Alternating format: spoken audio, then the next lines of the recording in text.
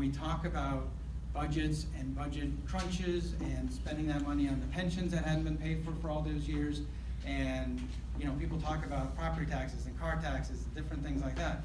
How can we make structural changes in the state that make sense? And for instance, I'll just give you one quick example.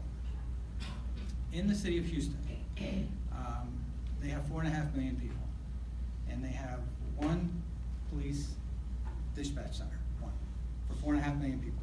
Connecticut, we have 3.5 million people. Anybody want to guess how many police dispatch centers we have in the state of Connecticut? 120 something. So nobody can tell me that somehow we can't do it more efficiently and better than we're currently doing it right now. And you can go example after example after example. In Norwalk, in the second floor of City Hall, you have a Department of Finance. In the third floor of City Hall, for the Board of Ed, you've got a Department of Finance. The second floor of City Hall, you've got an IT department. On the third floor of City Hall, at the Board of Ed, you've got an IT department.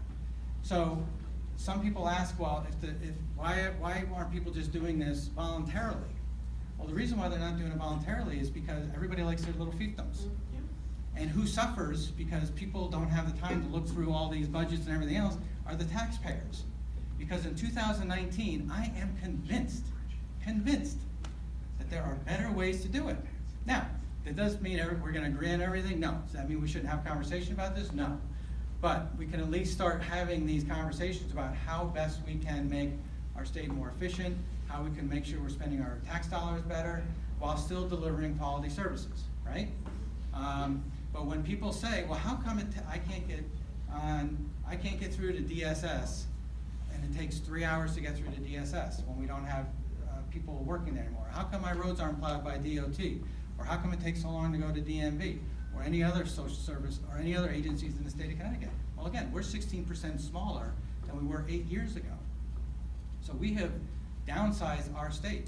Should we be doing the same thing, or at least having the conversation about how we can maybe make our state a little bit more efficient, maybe like they do in other states as well? So again, we'll hang around for more questions up there.